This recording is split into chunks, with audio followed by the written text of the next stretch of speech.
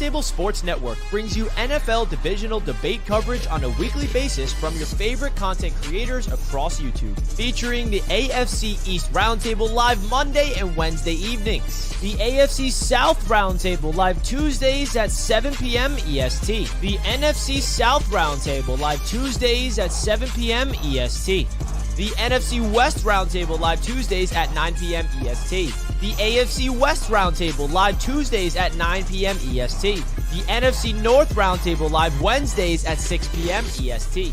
The AFC North Roundtable live Wednesdays at 6 p.m. EST. The NFC East Roundtable live Thursdays at 6 p.m. EST. Roundtable Sports. Real coverage from real fans.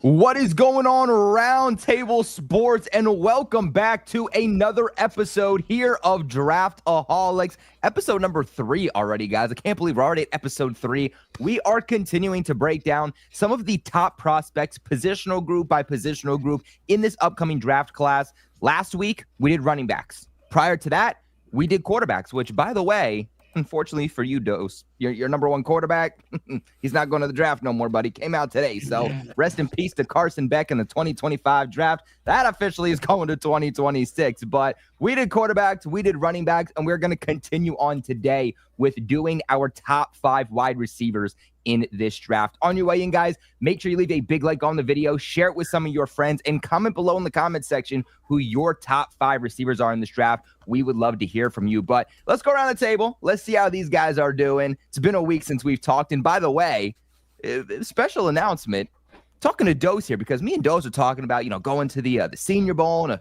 few short weeks, talking about logistics. And let me find out Broshmo's going to the Senior Bowl too. So we got 3 out of 4 members going to the Senior Bowl. Damn it, Derek. It could have been 4 out of 4, but we got to get you there next year. It's okay, man. Duty calls. We will get Derek there next year for the Senior Bowl. Get the whole squad, the entire Draftaholics crew at the Senior Bowl. But you guys will get exclusive videos, exclusive footage from 3 out of 4 of us. So make sure you guys stay tuned here with Roundtable Sports. But Broshman, how you doing? I'm doing great. Ready to talk. Wide receivers is actually my second favorite position to watch. So, second favorite. Where do you rank it in terms of the best positional groups in this draft? I would say it's middle of the road. I think it's a very defensive heavy draft.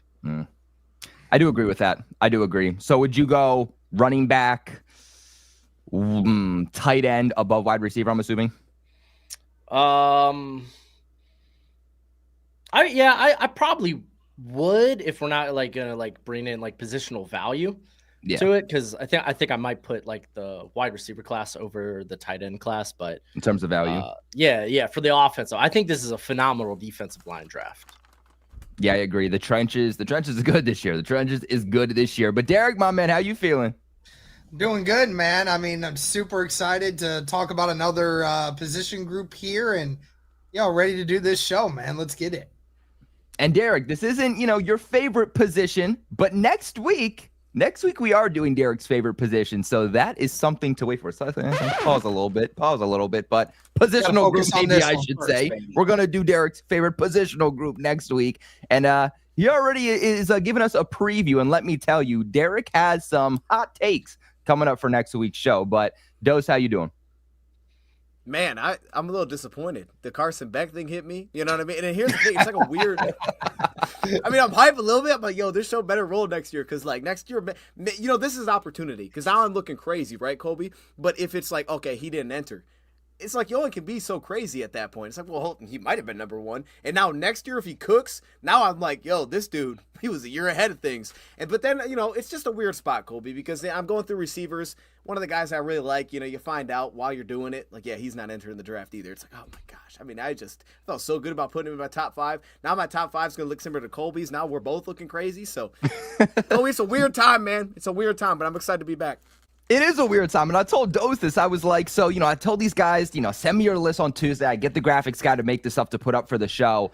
And the last 2 weeks, Dose has had some pretty crazy takes. And I was like, as long as my list doesn't look like Dose, I feel good. And I see Dose's list, and I said, Shit. I was like, either Dose finally came around and he's thinking with some logic, or I have fallen down the Dose delusion train. And I was like, ew, this is going to be a fun episode. I'm either going to get absolutely flamed, or you guys are going to be like, you know what, Colby? Yeah, I kind of like that. You have a pretty good point. But yeah, Carson Beck, you know what? You said that he was the number one guy. Spoiler alert, you said he was the number one quarterback for you in this 2025 draft class. Maybe he's the number one guy next year. Maybe you got it right. You just got it right a year later. So, Carson Beck to Ohio State. I'm cool with that. I'm here for it. That would be nice. That would be nice. I would like that. I would like Carson Beck away from me. All right. Carson Beck away from me. You sound like every female college student. Keep Carson Beck away from me. That's crazy. Hey, guys, but look, we're going to start transitioning into our wide receiver list. Make sure you guys let us know in the comment section below who got it right, who got it wrong, and who your top 5 wide receivers are. Bro, Schmo, let's go ahead and let's start with your list. I'm trying to figure out which one this is still. There we go. All right, so look at that. That is pure sex appeal. So for full disclosure, I think there's like the top 4 wide receivers in this class that I have. I think they're all top 50. Outside of that, I don't have a top 50 grade on like this 5th position. Could have been anybody. It could have been like 4, 5, 6 different guys. I just wanted to talk about Jalen Royals, and that's where I'm going to start because I utterly love this guy. If he didn't get hurt, I think he had a foot injury this year, ended up only playing 7 games. He was still 20th in the FBS in forced missed tackles. This guy broke onto the scene last season because he was just a forced missed tackle machine, a contested catch king, because the quarterback play at Utah State, it went from bad to awful. This year, former Iowa transfer Spencer Petras, I don't know. I just know he's not good. No, he's not good. So this was a dude that was doing it all. He was a walk-on to Utah State, and it was I think it was they had him doing the testing like he did the 40. He did like the broad, the vert, and they were like, oh my gosh, this guy's a ridiculous athlete. And when you watch him, it's like, oh my gosh, yeah, he is. But I will say this year, I went back because, of course, you want to see how he did against like Power 4 competition. And it was like kind of coming down to earth against teams like USC and Maryland. It was like, okay, maybe not quite. Hey, ring the bell. We got a guy from Utah State going in the first round. It's Jordan Love all over again. Holy moly. No, I don't think it's that, but hopefully he's going to be at the Senior Bowl. He is. So I'm excited to see him, but he was probably the guy I'd want to talk about the most because he just kind of broke on the scene last year, and he was on his way to having another big year, if not for the foot injury. And then for me, it's like a tier of 2, right? My top tier being Tetairoa McMillan, Travis Hunter. And I'm going to be real, I kind of think Travis Hunter might be there's a world where I would take Travis Hunter over Tetairoa McMillan. Whoa, really? There's a world. Yeah, if I already had that archetype of wide receiver, that just big possession guy, jump ball guy, hard to bring down, then yeah, I would go Travis Hunter. But it just since Tetairoa McMillan, he's just rare. Not a lot of NFL rosters have a guy like him on their team. Like he's a very smooth athlete at that size. You're already going to worry about his ability to separate at the next level consistently, but honestly, it hasn't been a problem for Drake London. And I think that's like the best comp for McMillan is Drake London. People will throw out the Mike Evans. Mike Evans was a different type of like physical specimen. And I think he actually had 20 pounds on McMillan, but McMillan's hard to bring down, very strong hands. Like, honestly, the drops you see from him are like kind of like focus drops, very close around the line of scrimmage. So I'm not worried about his hands. And again, tough to bring down. Not a lot of guys built this way on NFL rosters. So it's just his role is a bit more scarce in the NFL or on NFL rosters. Travis Hunter is kind of a dog, dude.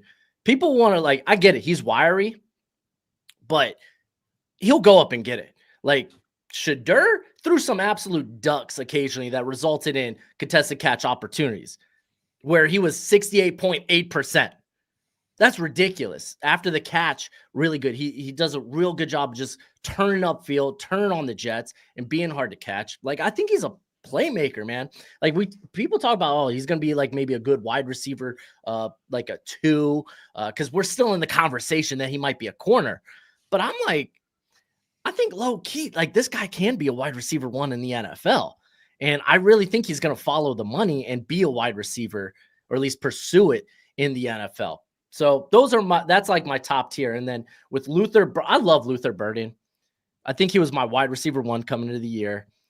Missouri, they didn't really make him like, he was a focal point of the offense. He just wasn't like the main course, I suppose. Like, I felt like they could have got him involved more, but still tough to bring down. He had 29 forced missed tackles. And that's kind of the thing. Like, he's elusive after the catch. He brings that return experience. He's a guy that's just going to either make you miss or just create a ton after the catch. He needs a little bit more nuance in his route running. That's A-okay. It's fine. Just be a playmaker with the ball in your hands. Then I could care less. It is what it is. Kind of a down year this year by the standard he put up last year. So it may have hurt his stock a little bit, but I still think he's like this top 15 guy. I love Burden. And then Emeka Egbuka is just Mr. Consistency. If you want a chain mover, there you go. Emeka Egbuka, man. You need a first down? He's got you. Like, this is the wide receiver 2, a guy that can work out inside and outside. That just brings that I need a security blanket. I need someone to get open. He's going to find a way to get open. I like Egbuka. It might not be sex appeal with him, but he's your greens. He's something you need in the wide receiver room. Yeah, so for me, I feel like this is where the controversy comes in, okay? Because two of us have Hunter. I'm gonna spoiler alert, 2 of us have Hunter, 2 of us don't. And I'm one of the people who didn't have Travis Hunter, okay? It is because you're a Patriots fan. Well, if I was a Patriots fan, apparently I would be putting Travis Hunter number 1 everywhere, because as a Patriots fan, I get hate for saying that the dumbest thing the organization could do is to actually draft Travis Hunter, which now we're at 4. I think we're not even going to be in the run anyway. So thank you, Lord, for dropping the first overall pick. That's the only good thing that came out of that. But for me, Travis Hunter, I got to go off of what NFL executives have told me, because I've been really going back and forth, tackling my own mind, trying to say, is this guy going to be a cornerback? Is he going to be a wide receiver? Things that he's saying, things that other people are saying. And then it's come out that multiple NFL executives and front offices believe that Travis Hunter at the NFL level is going to be a cornerback with packages offensively. And that's something that I always felt too, is that, you know what? Yes, the money is to be a wide receiver, but I think he's such a good cornerback, and he's such a good cornerback that if he can end up being a top 5 corner in the NFL, especially with where a lot of these positional contracts are trending upwards. I mean, cornerbacks are now getting paid a lot more money. Receivers are getting paid a lot more money. I think he's going to get paid a lot more as a top 5 cornerback with packages offensively than he's going to get as if he was maybe the 15th best wide receiver in the NFL. So for me, based off of that, based off of the fact that, again, NFL executives believe that he is going to be a corner, I don't think he's going to play enough wide receiver, for me to put him this high on the list, because, yes, I think that Travis Hunter is more talented as a wide receiver than a lot of these other guys. But let's say that Travis Hunter only plays 30% of offensive snaps by the end of the year. He's not going to have nearly the statistics that somebody like maybe Royals would have. He could put up 800 yards, not look as good as a receiver, but because he played 80% of the offensive snaps, obviously he put up more production for you. So it also comes down to a production value for me when it comes to Travis Hunter. So me personally, that's why I didn't include him. I do think he's a dog, but I think the effect and impact he's going to have on offense, for the offense rather, and statistically what he's going to put up by the end of the season, it's not going to be top 5. So that's why for me personally, I don't have Travis Hunter on here. I understand why people like him. I personally don't see it. And then as for Royals, It's number 5. I feel like the beginning of this class for wide receivers like really good. Yeah. And then like there's definitely a fall off. So at number 5, you could have went with a plethora of different guys. I feel like 1 to 4 was very easy for me. I got to 5, and that's where I really started batting my own mind on who exactly I wanted to go with. So I have Royals right now as more of a second round pick, but I definitely see where you're coming from on why you would believe in that hype for him to be the 5th guy. But Derek, what do you think about this? Yeah, I mean, McMillan at the number 1, I think that's pretty understandable. I mean, the Travis Hunter thing, I mean, look, I can't look away from 96 catches, 1,300 yards, and 15 touchdowns. I mean, I can't look away from that. That is some of the best stats. Honest to God, that might be the best stats of any wide receiver in college football. And yet we want to sit here and say he's not a wide receiver. Like, that's what's crazy about it is obviously we understand what you're saying, Colby. Like, obviously, if he goes into the next level, that's what we're saying is he probably should be a corner because I think his skill set kind of fits better for that purpose. He's just a better athlete than the majority of people that he's playing against. So it makes him a lot easier of a guy to be able to target. And obviously his reliability because he plays both ways so damn well. I mean, that's what's great about him. I'm not even mad at the fact that he's 2 here because we're not really talking about like why he's number 2 because we think he's going to be an elite receiver at the NFL level. It's mainly just the fact of there's very few guys in college football this year that are better than Travis Hunter as a wide receiver. I think that might just attune to the fact that, you know, you have a lot of solid guys in the draft this year. It's not like a overhaul like what we saw last year where everyone was like, we're watching the combine and being like, who's going to clock the fastest time outside of Xavier Worthy? Like, what's going to be the fastest guy? Who's going to, you know, like, who's going to run under a 4.3 here? Because, you know, that was what everyone was looking at last year. This year, you're not going to have a lot of those insane athletes or those, you know, guys that have put up insane numbers in college. So, you know, I'm not even mad about it. I'm definitely going to need everybody to continue to help me with the Burden hype. I do have him in my list, but, you know, I haven't seen enough of Burden, but I do like this list. There's a lot of good to like on this one. What do you think about number 5? Do you agree with number 5, Derek? Could have been. Yeah, I mean, again, like you said, that the top the top 4 like are easy, and then you can literally just put number 5 at who you think is going to be the next guy at the NFL level that can make it there. Like, you're right. There's the top 4, and then number 5 is a coin flip. It really is. Anyone can be thrown in there. Yeah, I agree. What about you, Dose? What do you think? Yeah, well, first, mine's in a weird spot because, Colby, I'm with you. I just put Travis Hunter as a corner, so I didn't even think about putting him as a receiver. I just put him as a corner. That's how I looking at him early. So that would change everything if I threw Hunter in this year because my list would just push down, and number 5 wouldn't become so confusing for me. Look, I got most of the same players here. The Royals one was like one where I wanted to believe it. Like Brochman, that was the first one I plugged in at 5 for me. So that was like the one where I really wanted to buy into it. Maybe it'll just take more for me to get there. But I think everybody just kind of said at this point, it could have went either direction. I like this list for the most part. I feel like your top one whose name, you know, you said it kind of clean. You said it real quick though, so I couldn't tell if you like knew how to say his name or you just kind of said it fast. So we did. But the point is, McMillan. Look for me. You know what I mean? I still have no idea, bro. I'm gonna be honest. McMillan. I love. Okay, that sounded cool. I love the Drake London comp. I feel like especially in today's NFL. And by the way, delusional Patriots fan. I think he's a big Travis Hunter guy. Just so everybody knows. But I think though. In today's NFL, with so much zone coverage that you see, I think he's like, he could dominate most teams in the NFL. Like, he's going to light up stat sheets for most teams. You're going to get those unique teams that are going to play heavy man coverage, press coverage, and you're going to have questions that pop up. But most of the NFL is not going to live in that world. So I think he's, in today's NFL, easy number 1.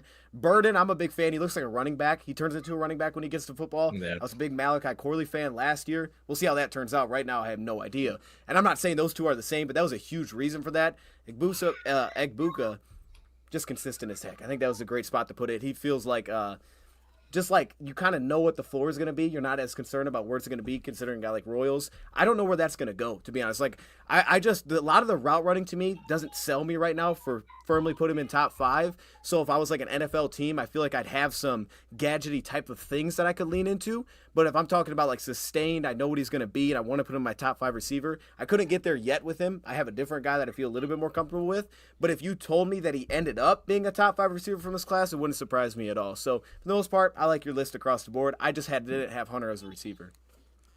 Yeah, I also think the big thing too with Travis Hunter is that a lot of people aren't realistic. I think a lot of people forget that because you can do something at the collegiate level doesn't mean you're going to do it at the NFL level. The competition, what it takes to be in the NFL and play that caliber of football is a very, very, very different story. I don't care where you play at the collegiate level. It is a completely different monster when you transition to the NFL. You know, I don't think that Travis Hunter, he's not playing 100% of snaps defensively. He's not playing 100% of snaps offensively. And to me, it doesn't make sense to use him 50-50 on each kind of side of the ball.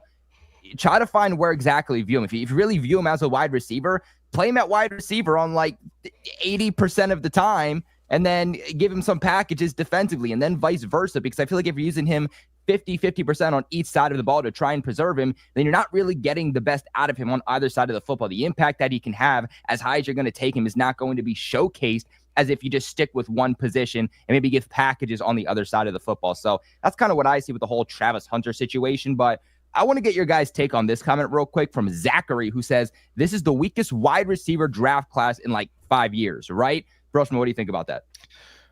When was that Quentin Johnston draft? That was like 2 years ago? What, 2022, right? I think so. Tyquan Thornton taken up high. Yeah, I feel like that's the one in recent memory, because like we've kind of been spoiled year after year with wide receivers at this point. But I don't think this class is bad. It's just like there's no Marvin Harrison, there's no Malik Neighbors, there's no Jamar Chase, no Dunze. Yeah, no Dunze, nothing like that. Right. So I would argue that. I mean, I would argue. I think it's just because there's not as much star power at the top. You know, everybody wants to look at draft classes right away and say, who are the top 3 or 4 biggest names? Yeah. And where do they rank based off of the last, like what we've seen over the last few years? Now, obviously the problem is like, you look at those and hindsight's 2020. Like, we're looking at it now based on how wide receivers look now as this draft class comes in. Whereas 2, 3, 4 years ago, some of these wide receivers, I mean, let's give it a buck. I mean, did we think Jamison Williams in the 2022 draft class was going to be as elite as he was? I don't really think so. You know, a lot of people did. I mean, Jackson Smith and Jigba at the beginning of 2023, when he got drafted, he didn't start out very good right away. For the most part, outside of Zay Flowers, the first couple guys in that draft class, they didn't pan out very good. So, you know, it's hindsight's 2020. I don't really think this draft class is quite as bad as what it was even just 2 years ago. Honestly, I think it's about where it is now. I know one guy specifically in Jigba who I knew was going to be really good. You just had to give him time and let him get healthy. And, you know, McMillan's one of those guys that I really think is going to be a true number 1 to whoever he goes to, you know. And then you got a couple other guys that, depending on where they go, depending on what system they're in, they're going to be really good too. You just have to give them time. Yeah, this is a weird draft class to me too. And I've been pretty vocal about this, that, you know, Derek, I think you hit it perfectly too, is that we try to define a draft class immediately, and people try to define even a year later if a draft class is a bust or not. Sometimes it takes 2-3 years to really see what a team's draft class is really going to be. Is it a bust, or do they just need a couple of extra years to develop depending on the position? We might look at this right now and say this isn't as loaded as recent years, but we could look a year from now, 2 years from now, maybe 3 years from now and say, wow, there were a lot of studs in this class that we didn't expect. It's just not as loaded as we've seen in recent years. And I said this last week or the week before on the show, is that in recent drafts, you can really pencil in the top 5, sometimes even the top 10 guys who you know are going to go in the first round. You can't really do that. I feel like now we can almost maybe pencil in, Cam Ward to the Titans at number 1, but even right now, that's not even 100% solidified. And I think that just kind of speaks volume to where this overall draft class is. There's some really good positions, but to me, there's not those usual blue chip players at the beginning of the draft, like teams who are at the top of the draft, maybe they're looking to trade down a little bit. You kind of have to ask yourself, who are teams trading up for? Cam Ward, maybe Travis Hunter. But other than that, there's not really all that many blue chip players at the top of the draft like maybe we've seen in recent years. Dose, what do you think about this? Do you think that this is the weakest class we've seen? No, I don't think so. I think the 2023 class was a great class to bring up. But the thing is, like, that's weird with that Derek was hitting on too. It's like, so the first receiver actually off the board was JSN that year. And then the Johnston one, I thought that was messy coming into it. But, like, if you look at it, receivers so deep all the time that I feel like when you come to this, you have to look at it from unless we're just going strictly, like, how top AFV is it compared to other ones, where we know kind of straightforward we're going to get some guys, like last year's draft. It's like, you're looking at this draft, Josh Downs, you're getting guys that just get sprinkled in, where you get some dogs sprinkled in. So, no, I don't think it's as bad as 2023 right now, where it's kind of lined up as, but it's going to come down to, like, how strong is the middle of the class. And right now, I'm not completely sold on the middle of the class, so that's where I'm actually do have some question marks, but that's where it always feels like receivers always going to play out, is just like round 2, 3, 4, who's getting the hits there. Yeah, that's a good point. Well, guys, let us know in the comment section below. What do you think? Is this a good year to take a wide receiver?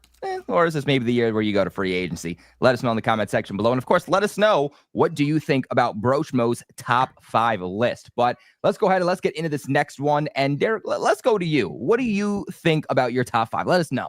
Talk to us. Well, hey, listen, I'm always going to be confident in my top 5s, man. I put a lot of time into it. I will say I hear everybody's opinions on the Travis Hunter thing, and, you can always look to move him down. It just depends on, your view of whether or not he's a wide receiver in the NFL or not. But I like a couple of these guys. McMillan at number 1, like Brochmo was saying earlier, he's the perfect kind of body to have. Is he actually a legit 6'5"? Like, can we confirm? He'll be like 6'4", 6'5", but yeah, 6'4", 6'5". He looks it on the field. Okay, I was gonna say, because it's like a draft going through a safari. I know a thing or two about some tall ass wide receivers. My Indianapolis Colts have 2 wide receivers that are 6'3" and another wide receiver, Michael Pittman, that's 6'4". And if McMillan is even taller than that, that's crazy. So, again, 212 pounds, that dude's a tank. And if you're that size and you can put on these kinds of numbers at Arizona, like you said, it's a little bit of a down year, even though it wasn't that much. Still had 84 catches for, over 1,300 yards and 8 touchdowns. Felt like he definitely could have done more. But, it just all fits. And, he's not going to take the top off of a defense. That's just not his game. But when you're 6'5" and you're 210 pounds, it doesn't matter if you can take the top off of a defense, because you can still win the 50-50 matchups very often. And, that's not where he's going to thrive. He's going to thrive in the possession game. He's going to thrive in the red zone. He's got great route running. He's got good mechanics. He's got good hands. And, I look back to the film against Travis Hunter.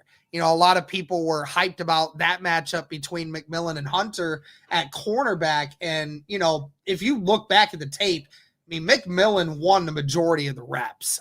In all honesty, he did win the majority of the reps against those guys. And if you can beat who most people assume is going to be the number 1 corner and maybe potentially the number 1 overall pick in the draft, the majority of the time, you deserve to call yourself the best in this class. So McMillan at number 1 for me.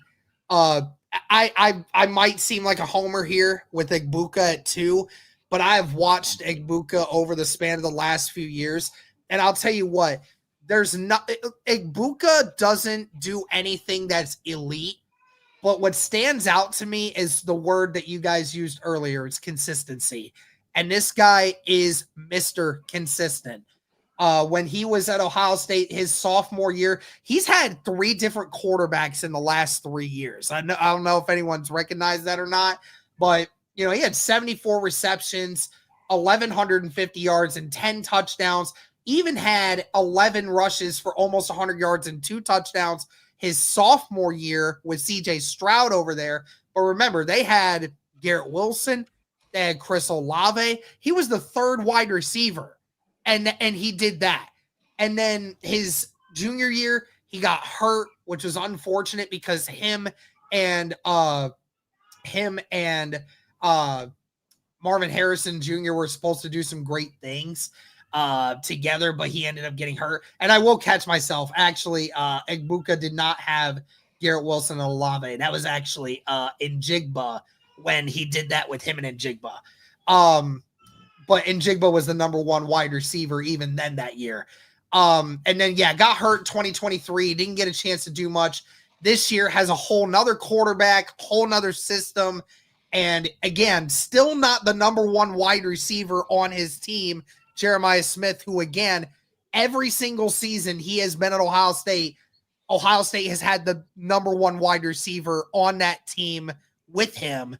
And yet still this year has been able to do 70 receptions, 900 yards, and 10 touchdowns. He's not the most explosive guy in the world, but he can take the top off of a guy. The concentration catches is what gets me with Egbuka.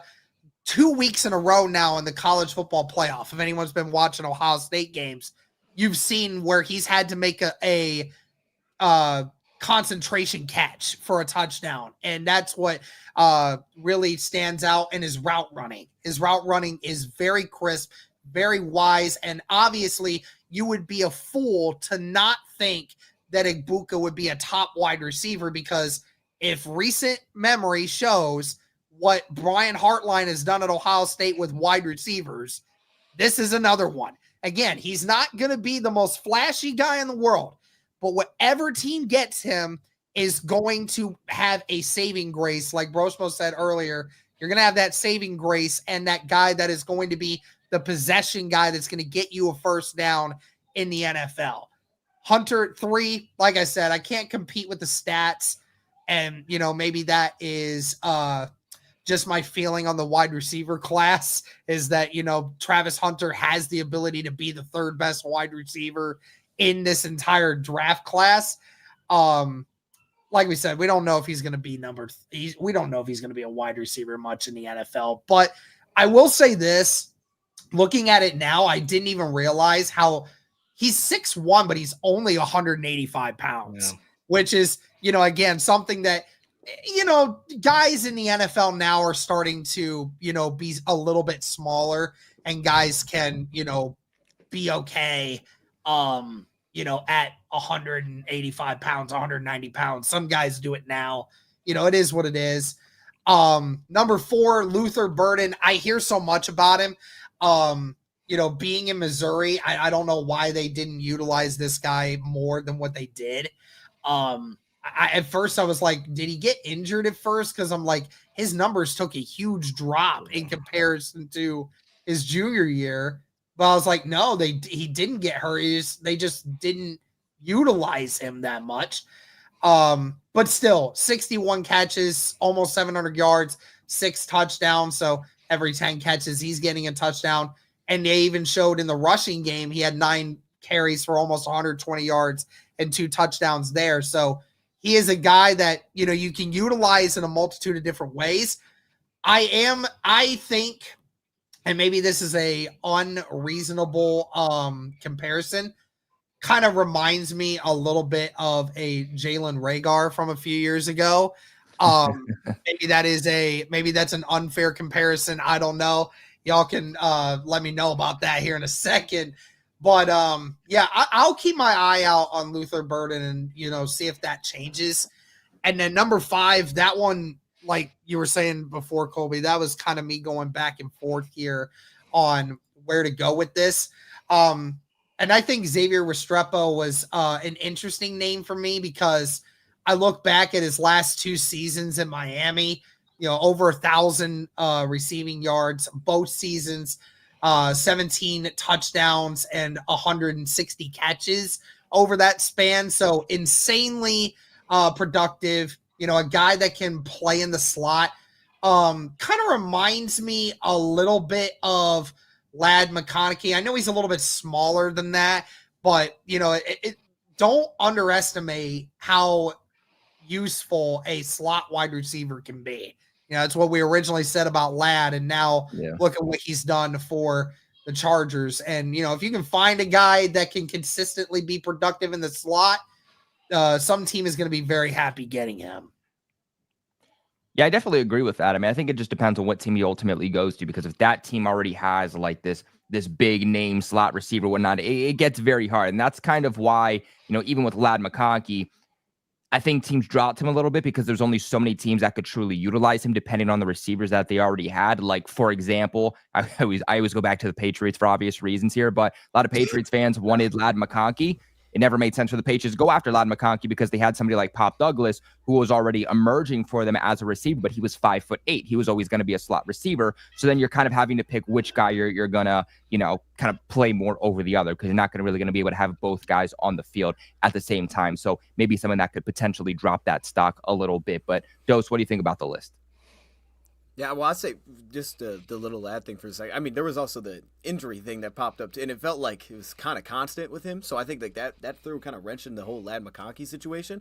Look, for me, the whole thing with the Xavier one at number 5, like I couldn't get there with him right now. I feel like there's a very specific like niche role that I think he could be very useful in. Like I feel like especially as an underneath threat, a lot of level 1 routes, he's got like some traits there that just stand out. It's like, okay, this would probably be pretty consistent. And then you throw in the production aspect that's that consistent. I don't even know the numbers look like that.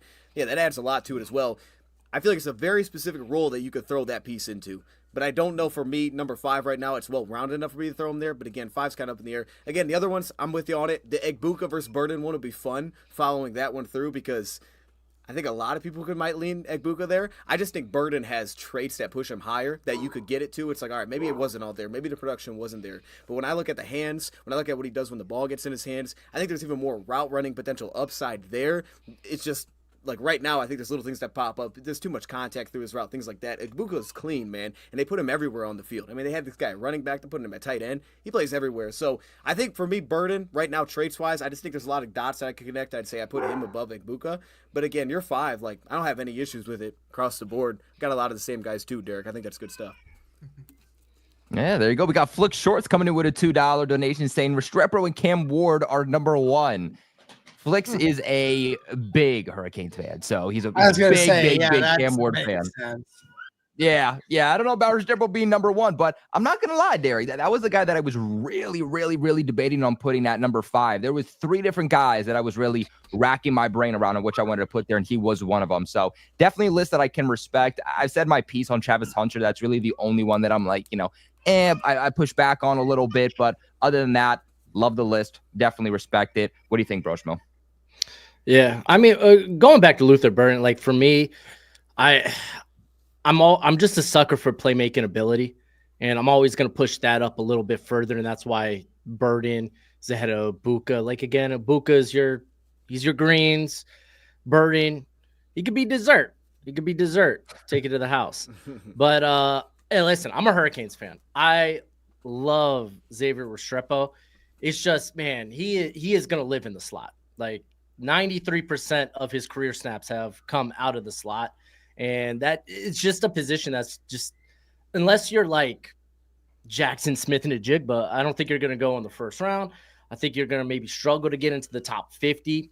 And it's even with the Ladd McConkey comparison, McConkey was like, he had that vertical speed. I like Restrepo, good athlete. He just doesn't have that long speed like that. He's very much like Dion was saying, he's going to get it underneath. He's going to create and I guess kind of be this consistent chain mover, this security blanket. But I do like Restrepo. I'm kind of curious if you've watched TCU tape, checked out Jack Besh, because I think Besh might be a better version of Restrepo with a little bit more size. Yeah, haven't gotten a chance to watch too much TCU stuff this year. That's fair. The TCU hate, man. But hey, guys, look, let us know in the comment section below. What do you think about Derek's list? Did he get it right? Did he get it wrong? If there's anything you would change, what would it be? Let us know. But let's go ahead and let's get into this next list. And Dose, me and you have very, very similar lists. So I'm going to give you the opportunity to break your list down first. Let's hear it. Yeah, a lot of similarities going on here. A lot of similarities. Look, man, similarities. So, I mean, I guess we kind of hit on the top three a lot here. Like the McMillan one is pretty stuck for me. I just think he's an NFL player today. I think he translates really easily to the NFL. I think Buka translates very easy to the NFL as well. I just think Luther Burden, I don't see many caps in his game. I mean, there's like little, like, I don't know, like long speeders. There's certain little questions there, but I think Brochmo hit it like playmaking wise. I don't think there's a lot of caps to what this guy could turn into. I think his ceiling is super high. So those three for me were pretty set. But then outside of that, it's like, okay, now there's a lot of questions. And actually, the guy that I would have felt really good about putting in here who's like, yeah, I'm not going to the draft was Evan Stewart from Oregon. I felt really good about that. Like, even if there's production questions, I felt really good. I mean, he gave me some Tyreek vibes, and I might be crazy on that, but that's what I was getting. But for me, Isaiah Bond, like, again, when we're going through these top five, and you know, you had the Jalen Royals one, which, by the way, I had his name wrong. I had Jaden Royals. I'm like, who is Jalen Royals? Oh, okay. But I don't know what I was looking at there. But for me, like if I put those two beside each other, Isaiah Bond, I was hype on last year, so maybe there's a little bit of bias. Like, I thought maybe at some point he was coming out last season before the troll transfer situation. So Isaiah Bond, like, just freaky athlete, type of deal. And again, that's a guy that, like, I think even when you throw into the size, 5'11", I can rock with that. I can make that work. I think he can translate to the NFL pretty darn well. And then Jaden Higgins to me he's the weird one, because I think Jaden Higgins has real limitations. But again, I go back to the point of, I think he's a zone beater. Like, there's going to be a lot of consistency, level 1, level 2 zone beater. You have the size that you're looking for there. I'll have to grab my notes, but I just think he's a pretty polished product with some limitations that are going to be capped on there. I mean, some people may even argue his teammate could have a little bit more upside to his game. But I think when we're getting to this spot, like, for the levels of, like, where I want him to win, for consistency's sake, I'd roll Jaden Higgins probably there. So that's why I put him at 5. I can grab my notes on him, but, I mean, Colby, I know that you got some similarities too, so I think you should follow this thing up. Hey, Dose, though, I want to know, is there anybody that you would have put at 5? Like, that, like, over Higgins? Like, what was the competition that you had there for Higgins? I'm just curious. Yeah, I honestly, I didn't get this. There wasn't anybody that I thought was clear-cut as competition for 5. I honestly, Royals was the closest guy that I had for number 5. But I didn't have anybody that I thought was, like, for sure. I thought maybe Eric got a Stanford. Like, there was an extent there, but I thought Jaden was cleaner in a lot of the areas that I would like the same kind of production. So for me, I was pretty clear-cut on 5. Again, if Evan Stewart didn't say he was coming back, he would have probably been number 4 for me. So I felt pretty good about Higgins at 5, at least as of now. What do you guys think about Williams from TCU? Yeah, I didn't get there. You guys didn't get there. I've watched him. All right, let me look at this fucking guy. Let me see. Hold on. Hey, people are gonna throw the DK. Top 15 guy. I brought maybe like a later round prospect. Guys that do the due diligence on you. He's got size and speed. Right, the fact that he's literally the reincarnation of Mike Evans, because he's 6'5", 225 pounds, freaking bigger than McMillan out here. Okay. The dude was playing Wildcat quarterback at points for TCU. Oh, see, there you go. Rises the draft stock immediately. But like I said, my list is very similar to Dose's list. And when I say similar, I mean, I quite literally mean it was the exact same list. So I think Dose did very good breaking it down. I'll kind of list off my overall thoughts on these guys. And then, Brochmo, Derek, will get your thoughts on both of our lists. But Ted McMillan, to me, number 1 guy. It's easy. It's clear cut. This is a guy that very well could go top 5, and I wouldn't be surprised. He's even somebody for my Patriots at 4 that I wouldn't mind. He is that big body outside receiver, and he has just that rare combination of size. And I'm not saying size and speed, but 6'5", 212 pounds. I think a lot of people knock his speed a little bit. I have him projected as like a late 4.4, early 4.5.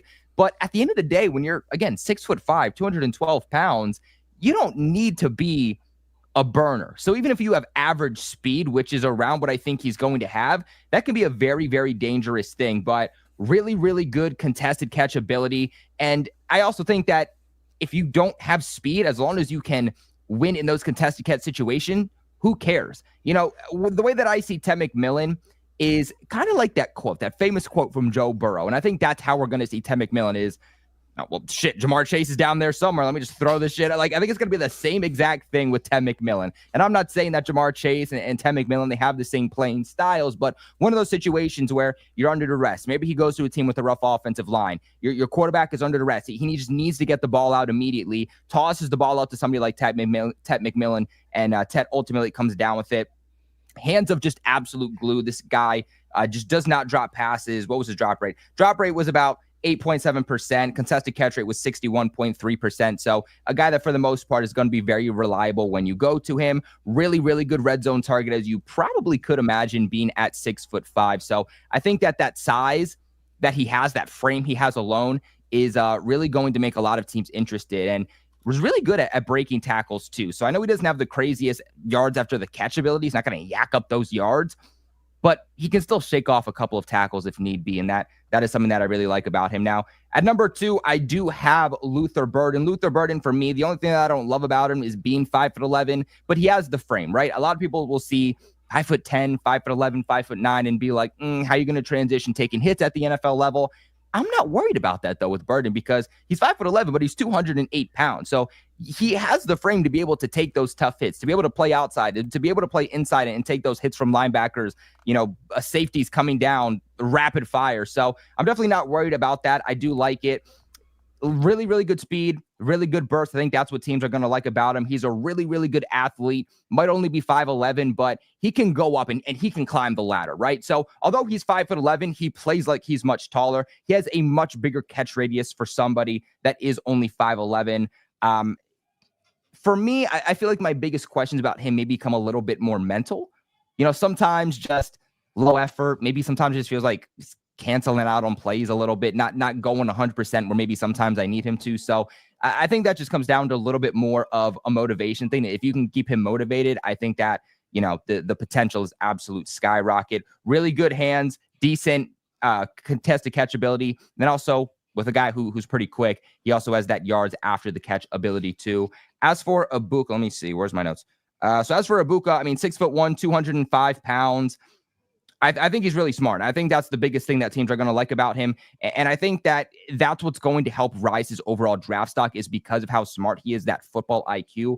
We talked about this with running backs last week, is that, sometimes teams don't always necessarily look at just pure talent. Sometimes they look at, well, you might not be the most physically talented, but if you're smart, you know where to be. You know how to just beat defenders based off of pure intelligence, then that's something that can really help you out, because it helps you understand the game. It helps everybody else understand a little bit more of the game around you. So I do think that is something that's very underrated here about him. I think he can be very creative after the catch. I think he has a really good release package. I don't know if he's going to play outside full time. What did I say? 6'1".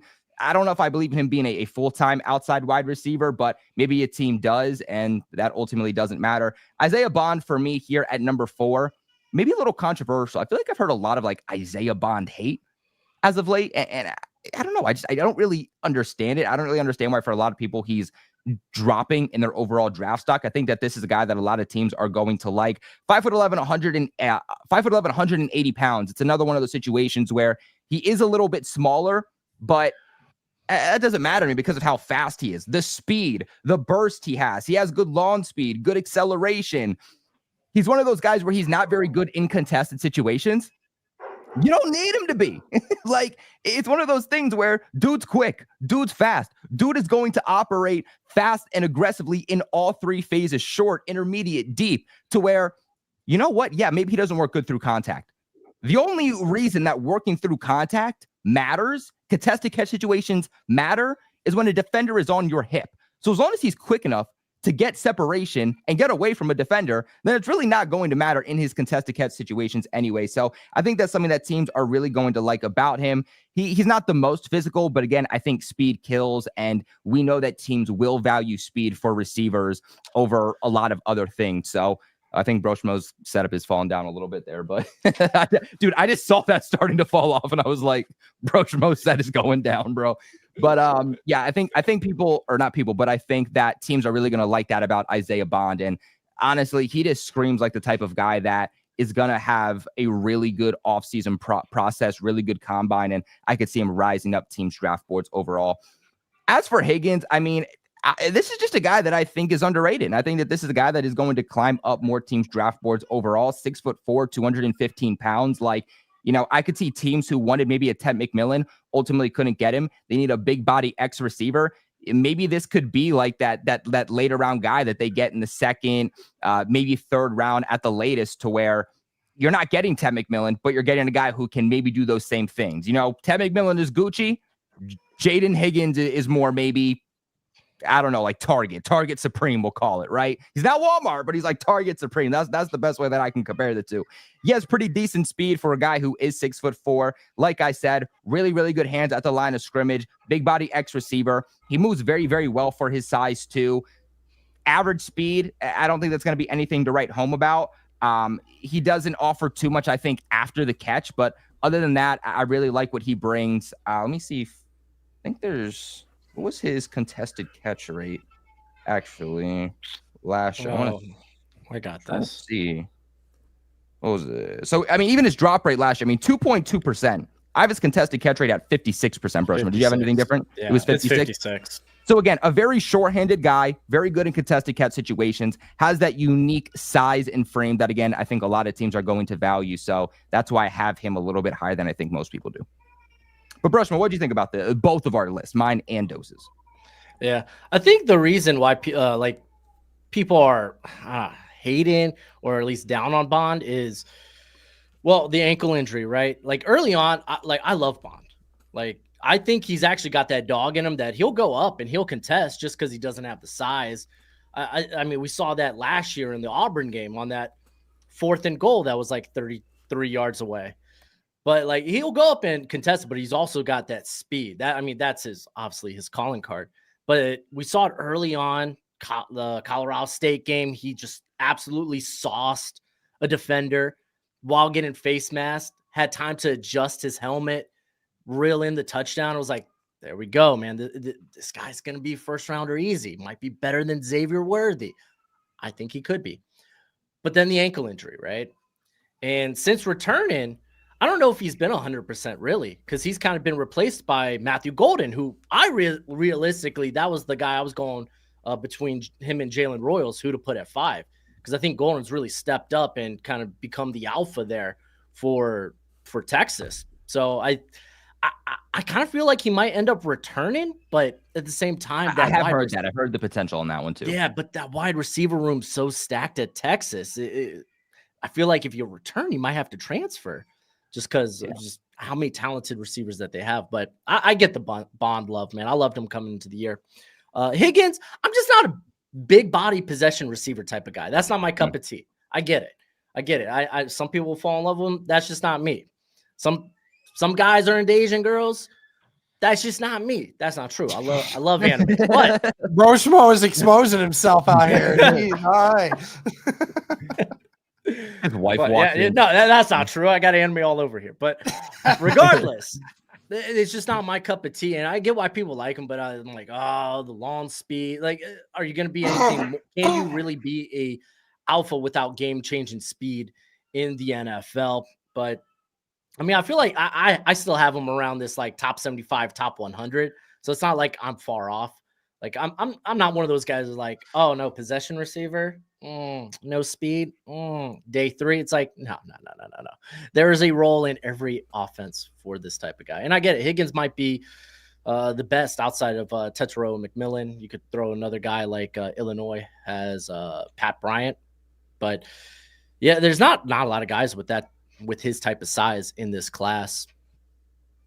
So, yeah, for sure. And obviously, I want to put the caveat on this too, is that we are doing these rankings January 9th. The rankings came even before that. This process is still going.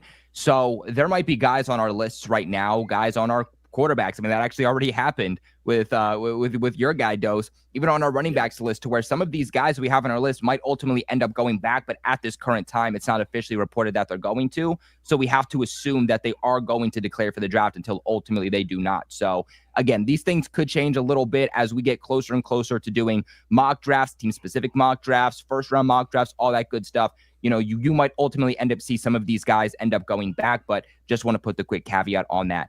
Derek, what do you think about these lists? Yeah, I mean, Bond at number 4. I mean, that one's a very big hit or miss for me. You know, that is either the home run shot that, you know, you hoping that you see the fastball and your sweet spot and you take the shot on it and it either sends it to the moon or it just falls flat. It just falls right at your feet, right? And that's what I feel like Bond is. Bond definitely has the tools to be a very good playmaker in the NFL because he has the one thing that he probably is the fastest and maybe most athletic guy like in this entire receiver class. I mean, he definitely has the speed, which again, if you're a team that's smart enough to know how to use him, then everyone has shown you again, like we saw it this year with Xavier Worthy and the Chiefs, right? Xavier Worthy has virtually nothing to add to his game other than the fact he's the fastest man that ever ran the combine in NFL history, right? Outside of that, you couldn't really name a skill that was like, oh, he's that much better at cornerbacks than everything else. But they knew how to use him. They use him in the jet sweeps. They get him out and on drags, allow him to utilize that speed in very important areas. And that's what I feel like Bond could eventually become. And, if as long as he stays healthy, then, again, that is a very useful thing. Jaden Higgins, again, there's a lot of different guys that you could put at 5. Another name that I like to bring up is, I don't even know if Tez Johnson really is worthy of bringing up at number 5. I know a lot of people are falling in love with Tez Johnson as a prospect, but Jaden Higgins, the speed thing. I will say this: what does anyone know? Devontae Adams, like 40-yard dash. Does anyone know that? Off the top of my head, no, I can look it up. I was gonna say I could have sworn he Fresno. ran like a 4.6 when he came out of school, right? Like, I mean, it is. You definitely do not need top tier speed. It was a 4.56. Yeah. 4.56. Okay, so pretty much about the same as Jaden Higgins right now. Listen, if you speed is one thing. Speed is one thing. But there are a lot of fast guys in the NFL that are incapable of getting separation from from corners. And it's not always about your speed. It's just about your agility and your route running. That's where the majority of it comes in. So again, Jaden Higgins has some good route running. He's got the size to make it happen. It all comes down to, is he going to put the time and the work in? And who knows, maybe Higgins is one of those, those late bloomers that turns into a lot of great things. Yeah, I feel like for Bond, to me, it's that even if he doesn't necessarily succeed as a wide receiver, when you are that quick, you are that fast, and even being a little bit smaller, a lot of people want to hate on guys for being smaller. Sometimes there's actually an advantage just because of pad level. If you're going up against a linebacker or a cornerback that's like, 6'3", 6'2", if you're like 5'8", 5'9", even 5'10", sometimes you can get a little bit lower and you can have that little bit of an advantage there. The way I see it, it's like you got a mouse in your house and you're chasing that thing around. Like, yeah, you're bigger, but sometimes bigger ain't always better, let me tell you. So I think with Bond, there's multiple things that you can do with him too, right? Just because of how quick he is. You don't just have to line him up as a wide receiver, but different trick package that you can do. Use him as a runner. So I think that's another ability that could potentially rise his draft stock. But fellas, any final thoughts on this list? No. You like it, though? You like it? I thought you would like it. I said, you don't have to. Yeah, of course he likes it. He had the same shit. All right. It's the first time that Dion has had some consistency in his list with one of ours. So I was like, you know what, Colby? I think you're onto something. I think there's something there.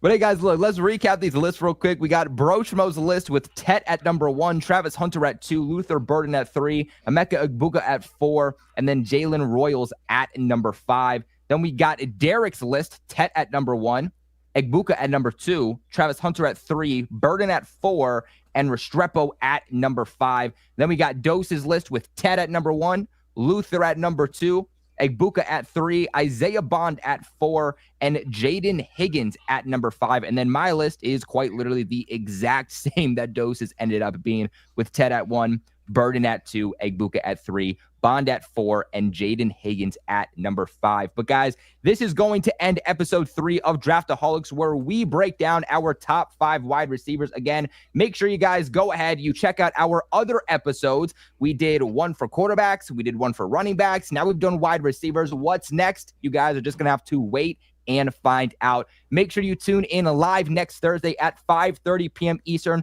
which is when Draftaholics always has a show. Soon enough, we're going to be kicking off mock drafts for all of your teams. You guys are not going to want to miss out on that. It is going to be a fun time. Make sure you guys go ahead and subscribe here to Roundtable Sports main YouTube channel for more NFL and sports-related content. Leave a big like on this video. Help support us tremendously, and also help us grow the show. Share it with your friends. It's not just about one specific team. We are breaking this down for all 32 teams. Each of your teams, each of you can take something away from these videos. So share it with your friends. Help them become a little bit more knowledge about this draft class. But I am Colby Cochran. That is Broshmo. That is Derek. That is Dose. Until we see you guys live next Thursday, thank you for watching and stay safe.